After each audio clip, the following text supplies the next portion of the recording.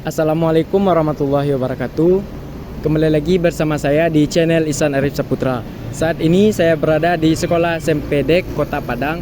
Tujuan saya datang ke sini adalah untuk mewawancarai guru favorit yang bernama Bapak Jeffrey Naldi MPD mengenai seputar dunia pendidikan. Yuk simak video ini sampai habis agar teman-teman dapat menambah pengetahuan dan wawasan yang luas.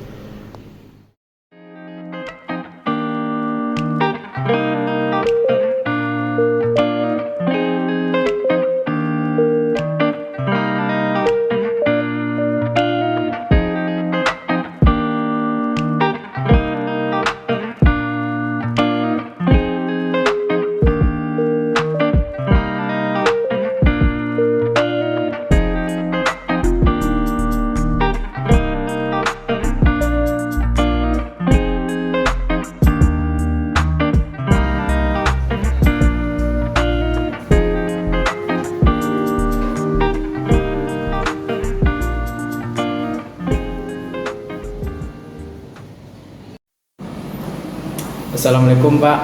Waalaikumsalam. Perkenalkan, nama saya adalah Ihsan Arif Saputra. Saya adalah mahasiswa Universitas Negeri Padang. Tujuan saya datang ke sini adalah untuk mewawancarai guru favorit untuk pemenuhan tugas akhir pada mata kuliah Psikologi Pendidikan. Oke. Di sini saya ingin bertanya Pak. Ada 7 pertanyaan yang akan saya tanyakan ke Bapak. Iya. Mengenai seputar dunia pendidikan Pak. Pertanyaan yang pertama, bagaimana strategi dan metode yang diterapkan Bapak untuk mengajarkan siswa Bapak di sekolah? Oke. Jadi bagaimana strategi dan metode yang bisa diterapkan untuk mengajar siswa di sekolah? Biasanya dalam menentukan strategi dan metode itu tergantung dengan materi apa yang diajar. Nah, dari banyaknya strategi dan metode pelajaran yang ada, biasanya saya sendiri itu dalam menentukan metode dan strategi itu melihat kembali kira-kira materinya apa. Contoh misalnya ketika saya mengajar materi tentang perubahan sosial dan budaya di kelas 9, maka metode dan strategi yang biasa saya gunakan itu adalah metode diskusi dan juga diskusi kelompok. Itu tanya jawab dan diskusi kelompok itu biasanya. Pertanyaan yang kedua Pak, media pembelajaran seperti apa yang Bapak terapkan di kelas? Oke. Media kan lebih kepada alat bantu untuk kita bagaimana memudahkan dalam menyampaikan materi pembelajaran. Nah, karena sekolah kami ini adalah sekolah yang berbasis digital, maka media yang ada itu media yang berbasis audio visual. Biasanya kami memanfaatkan Infocus. Memanfaatkan di kelas kami juga ada proyektor layar sentuh, jadi cukup memudahkan apabila seperti kalau materi sejarah itu bisa menampilkan video-video sejarah atau film sejarah, bisa juga kami menampilkan berbagai foto-foto ataupun permasalahan sosial yang ada di Indonesia sesuai dengan berita-berita yang ada. Jadi memang benar-benar bisa dimanfaatkan di sini itu media audio visual. Pertanyaan ketiga Pak, adakah upaya yang harus dipersiapkan oleh Bapak dalam proses mengajar? Oh iya, tentu biasanya seorang guru itu sebelum mengajar itu harus menyiapkan modul, RPP, silabus yang kita sebut dengan perangkat ajar. Dan yang paling penting itu adalah kita bisa menguasai kelas, bisa menguasai situasi, bisa menguasai materi. Ya, itu aja.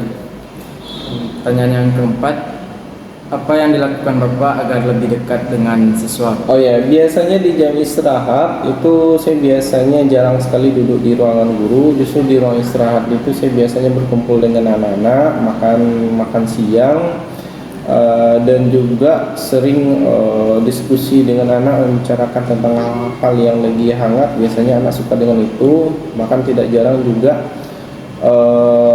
biasanya anak itu banyak anak-anak yang memang menyukai guru-guru yang humoris, dan saya memang suka sekali dengan hal-hal yang seperti itu. Pertanyaan kelima, apakah ada kesulitan yang pernah dialami oleh Bapak dalam proses penyampaian materi dan bagaimana cara Bapak mengatasi kesulitan tersebut? Kesulitan yang saya alami itu biasanya karena saya berlatar belakang akademik sejarah. Jadi ketika saya ketemu materi geografi dan sosiologi itu memang mengalami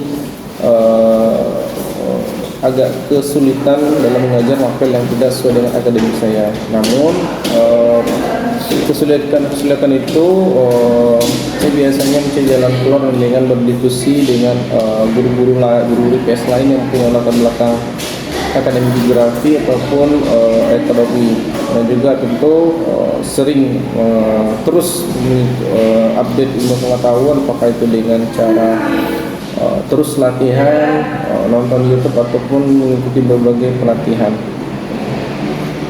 Pertanyaan yang terakhir, Pak, apakah ada saran dari Bapak untuk memotivasi generasi selanjutnya menggeluti profesi guru di zaman milenial ini? Barangkali sih saran saya untuk generasi yang generasi milenial yang ingin menjadi guru, barangkali jadi guru itu menyenangkan. Kita bisa mendengarkan berbagai pandangan murid, melihat aktivitas mereka hingga mengerti perkembangan murid dari hal-hal yang, dan itu ya benar-benar sangat membahagiakan. Itu saja. Dan jangan lupa karir dan profesi guru di Indonesia itu masih jauh dari kata kurang. Saya yakin dan percaya bahwa pemerintah akan mensejahterakan gurunya gitu. Sebelumnya saya ucapkan terima kasih kepada Bapak yang sudah meluangkan waktunya untuk saya wawancarai seputar dunia pendidikan. Ya. Oke teman-teman, jadi itulah wawancara dengan saya bersama Bu Furid mengenai seputar dunia pendidikan. Semoga dengan menonton video ini dapat menambah pengetahuan dan wawasan saudara mengenai dunia pendidikan. Kembali lagi bersama saya di video selanjutnya. Sudah dengan Assalamualaikum warahmatullahi wabarakatuh. Assalamualaikum. Wah, 5 menit.